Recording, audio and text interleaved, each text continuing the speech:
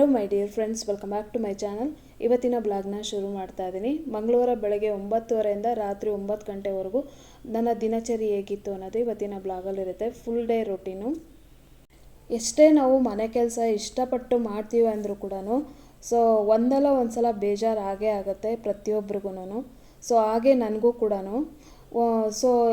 ಯಾಕೋ ಬೆಳಗ್ಗೆ 5 ಗಂಟೆಗೆ ಅಲಾರಾಮ್ ಇಟ್ಕೊಂಡಿದ್ದೆ. ಬೆಳಗ್ಗೆ ಬೇಗ 5 ಗಂಟೆಗೆ ಎದ್ಬಿಟ್ಟು ಮೇಲ್ಗಡೆ ಎಲ್ಲ ಮನೆ ಒರೆಸ್ಕೊಂಡ್ಬಿಡೋಣ ಅಂತ. ಹಿಂದಿನ ದಿನ ಸೋಮವಾರ ಯಜಮಾನ್ರು ಒರೆಸ್ಬೇಡ, ನಾನು ಮಂಗಳವಾರ ಇರಲ್ವಲ್ಲ, ಆಫೀಸ್ಗೆ ಹೋಗ್ತೀನಲ್ಲ, ಆವಾಗ ಒರೆಸ್ಕೊ ಅಂತ ಹೇಳಿದರು. ಅದಕ್ಕೆ 5 ಗಂಟೆಗೆ ಎದ್ಬಿಟ್ಟು ಸ್ವಲ್ಪ ಯಾಕೋ ಚಳಿ ಅಂತ ಅನ್ನಿಸ್ತು. ಮತ್ತು ವಾಶ್ರೂಮ್ಗೆ ಹೋಗಿ ಬಂದು ಮತ್ತೆ ಮಲ್ಕೊಂಡೆ. ಮತ್ತು 6:30ಗೆ ಎದ್ದೆ. ಅದಕ್ಕೆ ಇನ್ನು 6:30ಗೆ ಎದ್ದರೆ ನಾನು ಫ್ರೆಶ್ ಅಪ್ ಎಲ್ಲ ಆಗಿ ಮತ್ತೆ ಕೆಳಗಡೆ ಹೋಗಿ ಗೇಟ್ಗೆ ನೀರು ಹಾಕಿ ರಂಗೋಲಿ ಹಾಕಿ ಕಾಫಿ ಎಲ್ಲ ಕುಡಿಯೋಷ್ಟೊತ್ತಿಗೆ ಒಂದು 7:30 8 ಗಂಟೆ ಆಗೋಯ್ತು. ಇನ್ನು ಅವರು ಆಫೀಸ್ಗೆ ಹೊರಡ್ತಾರಲ್ವ, ಅದಕ್ಕೆ ಟಿಫನ್ ಎಲ್ಲ ಮಾಡೋಣ, ಮಾಡಿಬಿಟ್ಟು ಆಮೇಲೆ ಅವ್ರನ್ನ ಕಳಿಸ್ಬಿಟ್ಟು ನಿಧಾನಕ್ಕೆ ಮಾಡ್ಕೊಳ್ಳೋಣ ಅಂಥೇಳಿ ಈ ಥರ ಪ್ಲ್ಯಾನ್ ಮಾಡ್ಕೊತೀನಿ. ನನಗೆ ಮನೆ ಕೆಲಸ ಮಾಡೋದಕ್ಕೆ ಅವತ್ತು ಮೂಡಿಲ್ಲ ಅಂತಂದರೆ ಈ ಥರ ನಿಧಾನಕ್ಕೆ ಮಾಡಿಕೊಂಡು ಮುಸ್ಸಂಜೆ ಪೂಜೆ ಮಾಡ್ಕೊತೀನಿ. ಆವಾಗ ನಾನು ಬೋರು ಕೂಡ ಹೋಗುತ್ತೆ, ಹಾಗೆ ಕೆಲಸನೂ ಆಗುತ್ತೆ. ಆ್ಯಕ್ಟಿವಾಗಿ ಮೈಂಡ್ ಫ್ರೆಶ್ ಇತ್ತು ಅಂತಂದರೆ ಬೆಳಗ್ಗೆನೇ ಪೂಜೆ ಎಲ್ಲ ಮುಗಿಸ್ಕೊಂಡ್ಬಿಡ್ತೀನಿ. ಮೈಂಡು ಯಾವಾಗಲೂ ಕೆಲಸ ಮಾಡಿ ಮಾಡಿ ಬೇಜಾರು ಅಂತ ಅನಿಸ್ತಾ ಇದ್ದರೆ ಈ ಥರ ನಾನು ಫಾಲೋ ಮಾಡ್ತೀನಿ.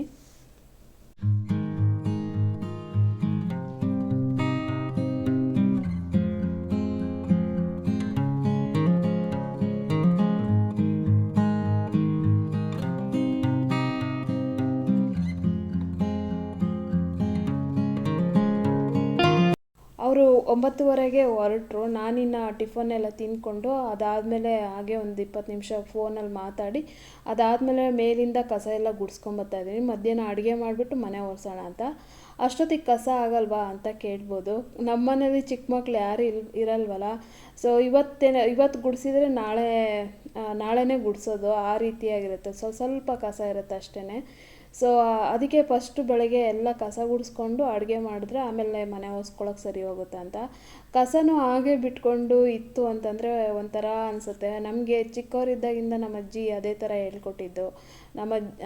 ಹಳ್ಳಿ ಕಡೆ ಎಲ್ಲ ಹಾಗೇ ಬೆಳಗ್ಗೆ ಎದ್ದಿದ ತಕ್ಷಣ ಫಸ್ಟು ಮನೆ ಕಸ ಎಲ್ಲ ಗುಡಿಸಿ ಆಮೇಲೆ ಹೊರಗಡೆ ಹಾಕಿ ಅದನ್ನು ಹೊಸ್ಲನ್ನ ಎಲ್ಲ ಕ್ಲೀನ್ ಮಾಡಿ ಅರಿಶಿನ ಕುಂಕುಮ ಇಟ್ಟು ರಂಗೋಲಿ ಎಲ್ಲ ಹಾಕಿ ಆಮೇಲೆ ಪಾತ್ರೆ ಇದ್ದರೆ ಪಾತ್ರೆ ಎಲ್ಲ ತೊಳ್ಕೊಂಡು ಆಮೇಲೆ ಟಿಫನು ಅಥವಾ ಅಡುಗೆನೋ ಏನೋ ಮಾಡೋದಕ್ಕೆ ಶುರು ಮಾಡೋದು. ಅದಕ್ಕೆ ನಾನು ಕಸ ಫಸ್ಟ್ ಎಲ್ಲ ಗುಡಿಸ್ಕೊಂಡ್ಬಿಟ್ಟು ಆಮೇಲೆ ಬೇಕಾದ್ರೆ ಅಡುಗೆ ಮಾಡಿ ನಾನು ಮನೆ ಒರೆಸ್ಕೊಳ್ಳೋಕೆ ಸರಿ ಹೋಗುತ್ತೆ ಅಂತ. ಇವಾಗ ಎಲ್ಲ ಮೇಲಿಂದ ಎಲ್ಲ ಕಸ ಗುಡಿಸ್ಕೊಂಡು ಬರ್ತಾಯಿದ್ದೀನಿ. ಈಗ ಕಸ ಎಲ್ಲ ಗುಡಿಸಿದಾದ್ಮೇಲೆ ನಾನು ಅಡುಗೆನ ಶುರು ಮಾಡ್ಕೊತೀನಿ. ಈಗ ಪೊರ್ಕೆ ಮೇಲಿಂದ ಎಲ್ಲ ಕಸ ಗುಡಿಸ್ಕೊಂಬಂದಲ್ಲ ಇಟ್ಬಿಟ್ಟು ಆಮೇಲೆ ಕೈ ವಾಶ್ ಮಾಡಿಕೊಂಡು ನಾನು ಅಡುಗೆ ಮಾಡ್ಕೊತ ಲಾಸ್ಟ್ ವೀಡಿಯೋದಲ್ಲಿ ಮೈಸೂರಿಗೆ ಹೋಗಿದ್ವಲ್ಲ, ಆವಾಗ ನಮ್ಮ ಸಬ್ಸ್ಕ್ರೈಬರ್ ಬಂದು ನನ್ನನ್ನು ಗುರ್ತಿಸಿ ಮಾತಾಡಿಸಿದ್ರು ಅಂತೇಳ್ಬಿಟ್ಟು ನಮ್ಮ ಅಮ್ಮಂಗೆ ಹೇಳಿದ್ನಲ್ಲ. ನಮ್ಮಮ್ಮ ಯಾವ ರೀತಿ ಬ್ಲೆಸ್ ಮಾಡಿದರು ಅಂತೇಳ್ಬಿಟ್ಟು ನೆಕ್ಸ್ಟ್ ವೀಡಿಯೋದಲ್ಲಿ ಶೇರ್ ಮಾಡ್ಕೊತೀನಿ ಅಂತ ಹೇಳಿದ್ದೆ.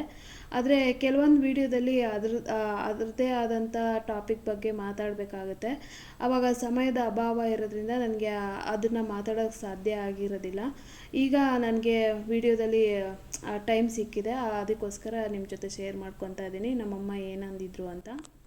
ಮೊದಲು ನನಗೆ ಒಂದು 2-3 ತಿಂಗಳ ಹಿಂದೆಗಡೆ ನಮ್ಮಮ್ಮ ಯೂಟ್ಯೂಬ್ ವಿಡಿಯೋ ಮಾಡಬೇಡ, ಅದರಿಂದ ಬರೋದು ಅಷ್ಟರಲ್ಲೇ ಇದೆ, ಮನೆಯಲ್ಲಿ ಕೆಲಸ ಜಾಸ್ತಿ ಇರುತ್ತಲ್ವ, ಅದನ್ನೆಲ್ಲ ಮಾಡಿಕೊಂಡು ಆರಾಮಾಗಿರು ಅಂತೇಳಿ ಹೇಳ್ತಾಯಿದ್ರು. ಆಮೇಲೆ ಇನ್ನೊಂದು ಸ್ವಲ್ಪ ದಿನ ಬಿಟ್ಬಿಟ್ಟು ಯೂಟ್ಯೂಬ್ ವಿಡಿಯೋ ಮಾಡೋದು ಮಾತ್ರ ಬಿಡಬೇಡ ಅಂತೇಳಿ ಹೇಳ್ತಾಯಿದ್ರು. ಅವರು ಕೆಲವ್ರದ್ದು ಯಾರ್ದೋ ರೀಲ್ಸ್ ಎಲ್ಲ ನೋಡ್ತಾರಂತೆ ಯೂಟ್ಯೂಬ್ ಚಾನಲಲ್ಲಿ. ಅದನ್ನೆಲ್ಲ ನೋಡಿ ಅವರು ನನಗೆ ಹೇಳಿದರು, ಯೂಟ್ಯೂಬ್ ವಿಡಿಯೋ ಮಾಡೋದು ಮಾತ್ರ ಬಿಡಬೇಡ ಅಂತ ಅಂದರು. ಸರಿ ಅಂಥೇಳಿ ನೆಕ್ಸ್ಟು ನಾನು ಮೈಸೂರಿಗೆ ಹೋಗಿದ್ವಲ್ಲ, ಮೈಸೂರಿಗೆ ಹೋಗಿ ಬಂದಮೇಲೆ ಕಾಲ್ ಮಾಡಿದ್ರು, ಹೋಗಿ ಬಂದ್ರಾ ಅಂತ ಅಂದ್ಬಿಟ್ಟು. ಹೋಗಿ ಇವಾಗ ಬಂದ್ವಿ ಅಮ್ಮ ಅಂಥೇಳಿ ನಾನು ಹೇಳಿದೆ. ಆಮೇಲೆ ನಾನು ದರ್ಶನ ಮಾಡಿಕೊಂಡು ಹೊರಗಡೆ ಬಂದ್ವಿ ಅಮ್ಮ. ಆವಾಗ ನಮ್ಮ ಸಬ್ಸ್ಕ್ರೈಬರ್ ಬಂದು ನನ್ನನ್ನು ಗುರ್ತಿಸಿ ಮಾತಾಡಿಸಿದ್ರು. ಪದ್ಮನಾಭ ಅಂದ ತಕ್ಷಣ ನಾನು ಶಾಕ್ ಆಗಿಬಿಟ್ಟೆ ಅಮ್ಮ, ಬಂದು ಮಾತಾಡಿಸಿದ್ರು ಅಂತ ಹೇಳಿದೆ. ಹೌದಾ ಅಂಥೇಳಿ ನಾನು ವಿಡಿಯೋ ಕಳಿಸ್ಕೊಟ್ಟೆ, ಈ ಥರ ಸಿಕ್ಕಿದ್ರು ನೋಡು ಅಂತ ಅಂದ್ಬಿಟ್ಟು. ಸೊ ಆವಾಗ ಅವ್ರಿಗೆ ತುಂಬ ಖುಷಿ ಆಯಿತು. ಆವಾಗ ಅವ್ರು ಏನು ಹೇಳಿದ್ರು ಅಂತಂದರೆ, ನನಗೆ ಯೂಟ್ಯೂಬ್ ವೀಡಿಯೋ ಮಾಡೇ ಬೇಡ ಅಂತ ಹೇಳಿದವರು, ಯೂಟ್ಯೂಬಲ್ಲಿ ನೀನು ತುಂಬ ಎತ್ತರಕ್ಕೆ ಬೆಳಿಬೇಕು, ಯೂಟ್ಯೂಬ್ ವೀಡಿಯೋ ಮಾಡೋದು ಮಾತ್ರ ಬಿಡಬೇಡ ಅಂತೇಳಿ ಅವರು ನನಗೆ ಬ್ಲೆಸ್ ಮಾಡಿದ್ರು. ತುಂಬ ಖುಷಿ ಆಯಿತು ಅವತ್ತಂತೂ ನನಗೆ. ಹಾಗೆ ನಮ್ಮ ಸಬ್ಸ್ಕ್ರೈಬರ್ ಕೂಡ ಸಿಕ್ಕಿದ್ದು ತುಂಬ ಖುಷಿ ಆಯಿತು. ಅವರು ಆ್ಯಕ್ಚುಲಿ ಮಂಡ್ಯದವರು, ತನುಜಾ ಅಂತೆ. ಸೊ ತುಂಬ ಸ್ವೀಟ್ ಆ್ಯಕ್ಚುಲಿ ಅವರಂತೂ. ಸೊ ಹಾಗೆ ನಮ್ಮಮ್ಮ ಅವ್ರನ್ನ ನೋಡಿ ಖುಷಿ ಆಯಿತು. ಹಾಗೆ ನಾನು ಉಟ್ಕೊಂಡಿದ್ನಲ್ಲ ಆ ಸೀರೆ ನೋಡಿಬಿಟ್ಟು ಅಂತೂ ಇನ್ನೂ ಖುಷಿ ಆಗ್ಬಿಟ್ರು. ಎಷ್ಟು ಚೆನ್ನಾಗಿ ಕಾಣಿಸ್ತಾ ಇದೆ ನಿಮಗೆ ಆ ಸೀರೆ, ನಾನು ನನಗೂ ಒಂದು ಸಲ ಕೊಡು ಉಟ್ಕೊತೀನಿ ಅಂತೇಳಿ ಹೇಳ್ತಾಯಿದ್ರು. ಇದೇ ಥರದ್ದು ನಿಮಗೂ ಹೊಸದು ಕೊಡಿಸ್ತೀನಿ ಬಿಡಮ್ಮ, ಇದರಲ್ಲಿ ಒಂದು 2 ಕಲರ್ ಕೊಡಿಸ್ತೀನಿ ಅಂತೇಳ್ಬಿಟ್ಟು ನಮ್ಮ ಅಮ್ಮಂಗೆ ಹೇಳಿದೆ ನಾನು. ಅಷ್ಟು ಇಷ್ಟ ಆಯ್ತಂತೆ ನನ್ನ ಸ್ಯಾರಿ ಅವತ್ತು ಮೈಸೂರಿಗೆ ಉಟ್ಕೊಂಡು ಹೋಗಿದ್ದಂಥದ್ದು. ಸೊ ಈ ಥರ ಬ್ಲೆಸ್ ಮಾಡಿದ್ದಾರೆ ನಮ್ಮಮ್ಮ. ಅದು ಹೇಗೆ ಬೆಳಿತೀನಿ ಅಂತ ನನಗೆ ಗೊತ್ತಿಲ್ಲ, ಆದರೆ ಅದೆಲ್ಲ ದೇವ್ರಿಚ್ಛೆ. ದೇವ್ರು ಹೇಗೆ ನಡ್ಸ್ಕೊಂಡು ಹೋಗ್ತಾನೋ ಆ ಥರನೇ ನಡ್ಕೊಂಡು ಹೋಗ್ತೀನಿ. ಆಮೇಲೆ ನನಗೆ ತುಂಬ ದೊಡ್ಡ ಮಟ್ಟಕ್ಕೆಲ್ಲ ಬೆಳಿಬೇಕು, ಹಾಗೆ ಬಿಲ್ಡಪ್ ಕೊಡಬೇಕು, ಇದೆಲ್ಲ ಇಷ್ಟ ಆಗಲ್ಲ ಆ್ಯಕ್ಚುಲಿ. ಏನೋ ನನ್ನಿಂದ ಒಂದು 10 ಜನ ನನ್ನ ಜೊತೆ ಒಳ್ಳೆ ಫ್ರೆಂಡ್ಸ್ ಇದ್ದೀರಾ, ಹಾಗೆ ಒಂದು 10 ಜನ ಈಗ ಮದುವೆ ಆಗೋಂಥ ಹೆಣ್ಮಕ್ಳಿಗೆ ಎಲ್ಪ್ ಆಗ್ಬೋದೇನೋ, ಮೋಟಿವೇಶನ್ ಆಗ್ಬೋದೇನೋ ಅಂಥೇಳಿ ನಾನು ಮಾಡ್ಕೊಂಡು ಹೋಗ್ತಾ ಇದ್ದೀನಿ. ಹಾಗೆ ಯಾವಾಗಲೂ ಸುಮ್ಮನೆ ನಾನು ಒಬ್ಬಳೇ ನೋಡ್ತಿದ್ದೀರಲ್ಲ, ಎಲ್ಲೋ ಅಕ್ಕಪಕ್ಕದಲ್ಲೂ ನಾನು ಹೋಗಿ ಯಾರ ಜೊತೆ ಮಾತಾಡೋಕ್ಕೆ ಹೋಗಲ್ಲ. ನನ್ನಾಯಿತು, ನನ್ನ ಮನೆ ಆಯಿತು, ಕೆಲಸ ಆಯಿತು ಅಂತ ಇರ್ತೀನಿ. ಹಾಗಾಗಿ ನನಗೂ ಏನಾದರೂ ಕೆಲವೊಂದು ವಿಚಾರಗಳು ಸುಮ್ಮನೆ ತಲೆಯಲ್ಲಿ ಕೊರಿತಾ ಇರುತ್ತೆ ಅಂಥೇಳಿ ಸೊ ಯೂಟ್ಯೂಬ್ ಪ್ಲ್ಯಾಟ್ಫಾರ್ಮ್ಗೆ ಬಂದಿದ್ದು ನಾನು. ಸೊ ಈ ಥರ ನಮ್ಮಮ್ಮ ನನಗೆ ಬ್ಲೆಸ್ ಮಾಡಿದ್ದು ಮೈಸೂರಿಗೆ ಹೋಗಿ ಬಂದಮೇಲೆ ತುಂಬ ಖುಷಿಯಾಯಿತು ನನಗೂ ಕೂಡ. ಅವರು ಸಿಕ್ಕಿದ್ದು, ಹಾಗೆ ನಮ್ಮಮ್ಮ ಬ್ಲೆಸ್ ಮಾಡಿದ್ದು. ಈ ಥರ ನಮ್ಮಮ್ಮ ಬ್ಲೆಸ್ ಮಾಡ್ತಾರೆ ಅಂತಂದರೆ ಎಲ್ಲರಿಗೂ ಖುಷಿ ಆಗೇ ಆಗುತ್ತಲ್ವ. ನಾವು ದೇವ್ರನ್ನಂತೂ ನೋಡಿಲ್ಲ, ನಮ್ಮ ಕಣ್ಮುಂದೆ ಇರೋದೇ ನಮ್ಮ ತಂದೆ ತಾಯಿ ಅಲ್ವಾ, ಅವರೇ ದೇವರು, ಅವರೇ ಬ್ಲೆಸ್ ಮಾಡ್ತಾ ಇದ್ದಾರೆ ಅಂತ ಅಂದರೆ ಅದಕ್ಕಿಂತ ಖುಷಿ ಇನ್ನೇನಿದೆ ಅಲ್ವಾ. ಸೊ ಇನ್ನು ಯಾರೆಲ್ಲ ನೀವು ಯೂಟ್ಯೂಬ್ ಚಾನಲ್ ಶುರು ಮಾಡಬೇಕಂತ ಇದ್ದೀರೋ ಅವರೆಲ್ಲರೂ ಅಷ್ಟೇ ನಿಮ್ಮ ತಂದೆ ತಾಯಿ ಆಶೀರ್ವಾದ ತಗೊಂಡು ನೀವು ಕೂಡ ಶುರು ಮಾಡಿ ಅಂತ ಹೇಳೋಕ್ಕೆ ಇಷ್ಟಪಡ್ತೀನಿ ಫ್ರೆಂಡ್ಸ್. ನೆಕ್ಸ್ಟು ಮಧ್ಯಾಹ್ನ ಅಡುಗೆಗೆ ಅನ್ನ ಸಾಂಬಾರು ಮಾಡಿದೆ, ತರಕಾರಿ ಸಾಂಬಾರು, ಮಿಕ್ಸ್ ತರಕಾರಿ ಸಾಂಬಾರು ಮಾಡಿ ರೈಸ್ ಮಾಡಿದೆ. ಉಪ್ಪಿನಕಾಯಿ ಏನಾದರೂ ಹಾಕ್ಕೊಂಡು ತಿಂದರೆ ಆಯಿತು ಅಂತ. ಪಲ್ಯ ಮಾಡೋಕ್ಕೆಲ್ಲ ನನಗೆ ಟೈಮ್ ಇರಲಿಲ್ಲ, ಮನೆ ಒರೆಸಿ ಪೂಜೆ ಮಾಡೋದಕ್ಕೆ ಸಂಜೆ ಆಗಿಬಿಡುತ್ತೆ ಅಂತ ಅಂದ್ಬಿಟ್ಟು ಬರೀ ತರಕಾರಿ ಸಾಂಬಾರು. ಇನ್ನೆಂಗೂ ತರಕಾರಿ ಜಾಸ್ತಿನೇ ಇರುತ್ತಲ್ವ, ಇನ್ನು ಅದಕ್ಕೆ ಇನ್ನೊಂದು ಏನು ಪಲ್ಯ ಮಾಡೋದು ಅಂತೇಳಿ ಉಪ್ಪಿನಕಾಯಿ ಇಲ್ಲ ಹಪ್ಪಳ ಮಾಡಿಕೊಂಡ್ರೆ ಆಯ್ತು ಅಂತ ಅಂದ್ಬಿಟ್ಟು ಅನ್ನ ಸಾಂಬಾರು ಮಾಡಿಟ್ಟು ಆಮೇಲೆ ಊಟ ಮಾಡಿ ಹಾಗೆ ಒಂದು 5ರಿಂದ 10 ನಿಮಿಷ ನಾನು ಹಾಗೆ ರೆಸ್ಟ್ ಮಾಡಿ, ಅದಾದಮೇಲೆ ರೆಸ್ಟ್ ಅಂದರೆ ಸುಮ್ಮನೆ ಕೂತ್ಕೊಂಡಿದ್ದು, ಅದಾದಮೇಲೆ ಈಗ ಮೇಲಿಂದ ಮನೆ ಒರೆಸ್ಕೊಂಡು ಬರ್ತಾಯಿದ್ದೀನಿ.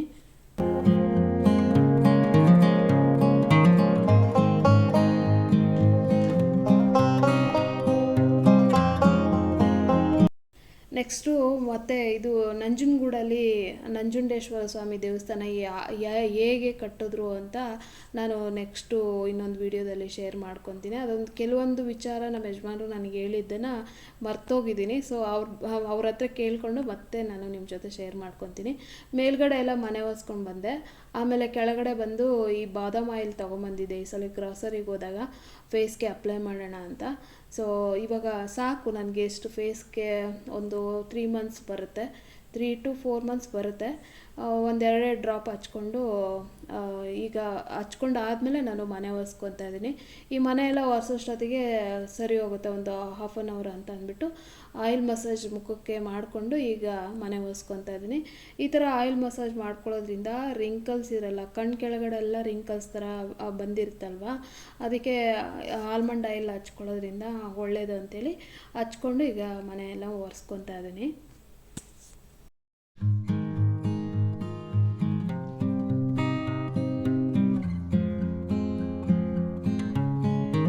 ವರಮಹಾಲಕ್ಷ್ಮಿ ಹಬ್ಬ ಬರ್ತಾ ಇದೆ. ವರಮಹಾಲಕ್ಷ್ಮಿ ಅಮ್ಮನಿಗೆ ಸೀರೆ ಶಾಪಿಂಗ್ ಎಲ್ಲ ಆಯಿತಾ ನಿಮ್ಮದೆಲ್ಲ ಅಂತ ನನಗೆ ಕಾಮೆಂಟ್ ಬಾಕ್ಸಲ್ಲಿ ಕಾಮೆಂಟ್ ಮಾಡಿ. ನಾನಿನ್ನೂ ಸ್ಯಾರಿ ಪರ್ಚೇಸ್ ಎಲ್ಲ ಹೋಗಿಲ್ಲ. ಆ್ಯಕ್ಚುಲಿ ನನಗೆ ನಮ್ಮ ಮೊಣಕಾಲ್ಮೂರು ಕೈಮಗ್ಗದ ಸೀರೆ ತೊಗೋಬೇಕಂತ ತುಂಬ ಆಸೆ ಇದೆ. ಇವಾಗಂತೂ ಊರಿಗೆ ಅದು ಮೊಣಕಾಲ್ಮೂರು ಬಂದು ನಮ್ಮ ಚಳ್ಳಕೆರೆ ಹತ್ರನೇ ಬರುತ್ತಲ್ವ. ಸೊ ಊರಿಗೇನಾದ್ರು ಹೋಗಿದ್ದಿದ್ರೆ ನಾನು ಮೊಣಕಾಲ್ಮೂರಿಗೆ ನಮ್ಮ ಯಜಮಾನ್ರನ್ನ ಹೋಗಿ ತೊಗೊಂಬರ್ತಾಯಿದ್ದೆ. ಊರ ಕಡೆ ಹೋಗಿಲ್ಲ ನಾವು. ಇನ್ನು ಬೆಂಗಳೂರಲ್ಲೇ ಶಾಪ್ ಆಗಿದೆ ಮೊಣಕಾಲ್ಮೂರಿಂದು. ಸೊ ಅಲ್ಲೇ ಹೋಗಿ ನೋಡಬೇಕು ನಮ್ಮ ಯಜಮಾನ್ರನ್ನ ಕರ್ಕೊಂಡು. ಅವ್ರು ಬರಲಿಲ್ಲ ಅಂದರೆ ನಾನು ಒಬ್ಬಳೇ ಹೋಗಿ ಬರೋಣ ಅಂತ ಅಂದ್ಕೊಂಡಿದ್ದೀನಿ. ಅಲ್ಲಿಗೆ ಮೆಟ್ರೋ ಅವೈಲಬಲ್ ಇದಂತೆ. ಅಲ್ಲಿಂದ ಒಂದು 500 ಮೀಟರಲ್ಲಿದೆ ಮೇಡಮ್, ಒಂದು 30 ರೂಪೀಸ್ ಆಗುತ್ತೆ ಬನ್ನಿ ಅಂತೇಳಿ ಹೇಳಿದ್ದಾರೆ. ನಾನು ಕಾಲ್ ಮಾಡಿದ್ದೆ ಅವ್ರಿಗೆ. ಸೊ ನೋಡಬೇಕು, ಇವ್ರು ಕರ್ಕೊಂಡೋದ್ರೆ ಹೋಗಿ ಬರ್ತೀನಿ, ಇಲ್ಲ ಅಂತಂದರೆ ನಾನೇ ಹೋಗಿ ಬರೋಣ ಅಂತ ಅಂದ್ಕೊಂಡಿದ್ದೀನಿ. ಸೊ ಅದೇ ಈ ಸಲ ಮೊಣಕಾಲ್ಮೂರು ಕೈಮಗ್ಗದ ಸೀರೆ ತೊಗೋಬೇಕಂತ ಅಂದ್ಕೊಂಡಿದ್ದೀನಿ. ಅದು ಎಲ್ಲ ಥರದ್ದು ಒಂದೊಂದು ಸೀರೆ ಇದ್ದರೆ ಚೆಂದ ಅಲ್ವಾ, ಅದಕ್ಕೋಸ್ಕರ. ನೆಕ್ಸ್ಟ್ ಇವಾಗ ಮನೆ ಎಲ್ಲ ಒರೆಸಿದ್ದಾಯಿತು. ಆಮೇಲೆ ತಲೆ ಸ್ನಾನ ಮಾಡ್ಕೊಂಡು ಬಂದು ಈಗ ದೇವ್ರಿಗೆ ಹೂವೆಲ್ಲ ನಾನು ಸ್ನಾನ ಮಾಡಿಕೊಂಡೇ ಕಿತ್ಕೊಂಡ್ಬಂದೆ. ಗಿಡದಲ್ಲೇ ಇದ್ವಿ, ಬಿಸಿಲೆಲ್ಲ ಏನಿರಲ್ವಲ್ಲ, ಸೊ ಮೋಡ ಮುಚ್ಕೊಂಡಂಗೆ ಇರುತ್ತೆ. ಅದಕ್ಕೆ ಹೂ ಕಲರ್ ಏನು ಶೇಡ್ ಆಗೋಲ್ಲ ದಾಸವಾಳ ಹೂವು. ಅದೇ ಬಿಸಿಲುಗಾಲ ಇತ್ತು ಅಂತಂದರೆ ಹೂ ಕಲರು ಶೇಡ್ ಆಗುತ್ತೆ ಬಿಸಿಲಲ್ಲೇ ಬಿಟ್ಟರೆ. ಅದಕ್ಕೆ ಇವಾಗ ಅಂದರೆ ಮಳೆನೂ ಬರ್ತಾ ಇರುತ್ತೆ, ಹಾಗೆ ಮೋಡನೂ ಮುಚ್ಕೊಂಡಿರುತ್ತಲ್ವ, ಸ್ನಾನ ಮಾಡಿಕೊಂಡೇ ಹೋಗಿ ಕಿತ್ಕೊಂಡ್ಬಂದೆ. ವಿಡಿಯೋ ಏನೂ ಮಾಡೋಕ್ಕೆ ಹೋಗಿರಲಿಲ್ಲ. ಪ್ರತಿ ಸಲ ಟೆರೆಸ್ ಮೇಲಿನ ವಿಡಿಯೋ ಮಾಡ್ತಾನೆ ಇರ್ತೀನಿ. ಆದರೂ ಕೆಲವರು ನಮ್ಮ ಟೆರೆಸ್ ಗಾರ್ಡನ್ ಇಷ್ಟಪಡೋರು ತುಂಬ ಜನ ಇದ್ದೀರಾ. ಒಂದು 3-4 ದಿನ ಅಂದರೆ ತೋರಿಸ್ಲಿಲ್ಲ ಅಂತಂದರೆ ಕಮೆಂಟ್ ಮಾಡ್ತೀರಾ ಕೆಲವರು, ಗಾರ್ಡನ್ ವಿಡಿಯೋ ಅಂದರೆ ಗಾರ್ಡನ್ನ ತೋರಿಸಿ ಪದ್ಮ ಅಂತ ಅಂದ್ಬಿಟ್ಟು. ಸೊ ಇವತ್ತೇನು ನಾನು ಶೇರ್ ಮಾಡ್ಕೊಂಡಿಲ್ಲ. ಸೊ ನೋಡ್ತಾ ಇರ್ಬೋದು ಹೂವು ಎಷ್ಟೊಂದಿದೆ ಅಂತ. ಸುಮಾರು 1 kg ಅಷ್ಟು ಹೂ ಬಂದಿದೆ. ರೋಸಾ ಹೂವು ಎಲ್ಲ ಕಟ್ ಮಾಡಿ ಒಂದು ಬಾಕ್ಸ್ಗೆ ಹಾಕಿ ಇಟ್ಕೊಂಡಿದ್ದೀನಿ. ಈ ಪಿಂಕ್ ಕಲರು ಮೊನ್ನೆ ಒಂದು 3 ದಿನ ಮಳೆ ಇಟ್ಕೊಂಡಿತ್ತಲ್ವ, ಸೊ ಅದು ಮಳೆ ನೀರು ಬಿದ್ದು ಎಲೆ ಎಲ್ಲ ಒಂಥರ ಬೆಳ್ಳಗೆ ನೀರು ಕುಡ್ಕೊಂಡು ಬಿಟ್ಟಿತ್ತು.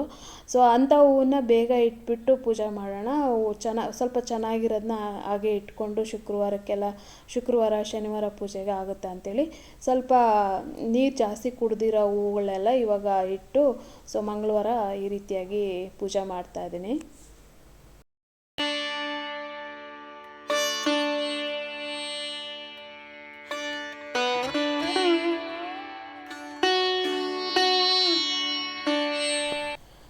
ಮನೆ ಕೆಲಸ ಮಾಡೋದಕ್ಕೆ ಬೇಜಾರಾಗಿ ಈ ಥರ ನಿಧಾನಕ್ಕೆ ಕೆಲಸಗಳು ಮಾಡಿಕೊಂಡು ಪೂಜೆ ಮಾಡೋದ್ರಲ್ಲಿ ಏನೋ ಒಂಥರ ನೆಮ್ಮದಿ ಇರುತ್ತೆ ನನಗೆ. ಯಾವಾಗಲಾದರೂ ಈ ಥರ ಒಂದು 6 ತಿಂಗಳಲ್ಲಿ 1-2 ಸಲ ಈ ಥರ ಅನ್ನಿಸ್ತಾ ಇರುತ್ತೆ ಮನಸ್ಸಿಗೆ. ಆವಾಗ ಈ ಥರ ಮಾಡ್ತೀನಿ. ಅದರಲ್ಲೂ ಈ ಡ್ಯೂಪ್ಲೆಕ್ಸ್ ಮನೆಯಲ್ಲಿ ನನಗೆ ತುಂಬ ಅಂದರೆ ತುಂಬ ಕರೆಕ್ಟ್ ಟೈಮಿಂಗ್ಸ್ ಕೆಲಸಗಳು ಮಾಡ್ಕೊಳ್ಳೋಕ್ಕೆ ಸಾಧ್ಯ ಆಗ್ತಾನೇ ಇಲ್ಲ. ಅದೇ ಆವಾಗ ನಾವು 2 BHK 3 BHK ಅಲ್ಲಿ ಇದ್ದಾಗ ಕರೆಕ್ಟ್ ನನಗೆ ಮಧ್ಯಾಹ್ನ ಒಂದು 12-12:30 ಅಷ್ಟೊತ್ತಿಗೆ ಎಲ್ಲ ಕೆಲಸ ಮುಗ್ದೋಗ್ಬಿಡೋದು. ಆಮೇಲೆ ಅಡುಗೆ ಎಲ್ಲ ಮುಗಿಸಿ ಊಟ ಮಾಡೋಷ್ಟೊತ್ತಿಗೆ ಒಂದು 2:30 ಆಗೋಗ್ತಿತ್ತು. ಆವಾಗೆಲ್ಲ ಮಕ್ಕಳು ಮತ್ತು ಹಸ್ಬೆಂಡು ಎಲ್ಲ ಸ್ಕೂಲಿಗೆ ಅಂತೆಲ್ಲ ಹೋಗ್ಬಿಡೋರಲ್ವ. ನನಗೆ ಮಧ್ಯಾಹ್ನ 12:30 ಅಷ್ಟೊತ್ತಿಗೆ ಕೆಲಸ ಎಲ್ಲ ಫಿನಿಶ್ ಆಗೋಗ್ಬಿಡೋದು. ಸ್ನಾನ, ಪೂಜೆ, ಮನೆ ಕೆಲಸ ಅದೆಲ್ಲನೂ. ಸೊ ಹಂತವಾಗಿ ನಮ್ಮ ಲೈಫ್ ಸ್ಟೈಲ್ ಚೇಂಜ್ ಆಗ್ತಾ ಬರುತ್ತೆ. ಮಕ್ಕಳು ಯಾವ ರೀತಿ ಒಂದು ಕಾಲೇಜ್ ಟೈಮಲ್ಲೇ ಒಂಥರ ಲೈಫ್ ಸ್ಟೈಲ್ ಇರುತ್ತೆ, ಆಮೇಲೆ ಸ್ಕೂಲ್ ಟೈಮಲ್ಲೇ ಒಂಥರ ಲೈಫ್ ಸ್ಟೈಲ್ ಇರುತ್ತೆ ನಮ್ಮದು. ಹಾಗೆ ಮಕ್ಕಳಿಗೆ ಹಾಲಿಡೇಸ್ ಬಿಡ್ತು ಅಂತಂದರೆ ಆವಾಗಲೇ ಒಂಥರ ಲೈಫ್ ಸ್ಟೈಲ್ ಇರುತ್ತೆ. ಸಿಟಿಗಳಲ್ಲಿ ಹಾಗೆಯೇ ಚೇಂಜಸ್ ಆಗ್ತಾನೇ ಇರುತ್ತೆ ನಮ್ಮ ದಿನಚರಿ. ಸೊ ಈಗ ನಾನು ದೇವ್ರ ಮನೇಲಿ ದೀಪ ಎಲ್ಲ ಹಚ್ಚಿ ಅದಾದಮೇಲೆ ಇವಾಗ ತುಳಸಿ ಕಟ್ಟೆಗೆ ದೀಪ ಮತ್ತು ಹೊಸ್ಲಿಗೆ ದೀಪ ಹಚ್ಚಿ ಪೂಜೆ ಮಾಡ್ತಾಯಿದ್ದೀನಿ.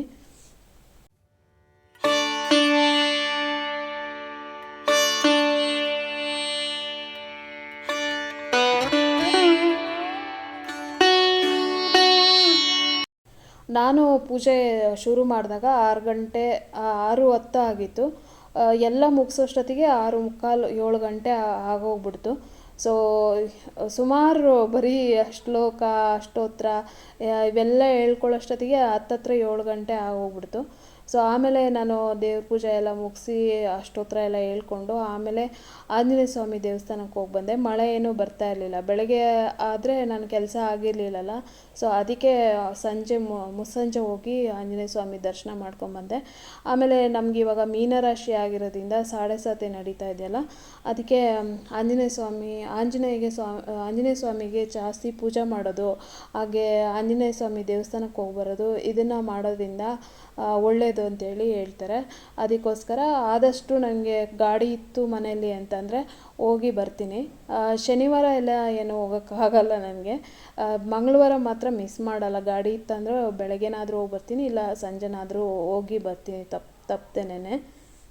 ಈ ಮನೆಗೆ ನಾವು ಹೊಸ್ದಾಗಿ ಬಂದಿದ್ವಲ್ಲ, ಆವಾಗ ಬಂದು ನಮಗೆ ಆಂಜನೇಯ ಸ್ವಾಮಿ ದೇವಸ್ಥಾನ ಕನ್ಸ್ಟ್ರಕ್ಷನ್ ಮಾಡ್ತೀವಿ, ನಿಮ್ಮ ಕೈಲಾದಷ್ಟು ದುಡ್ಡನ್ನ ಕೊಡಿ ಅಂತೇಳಿ ನಮಗೆ ಕೇಳಿದರು.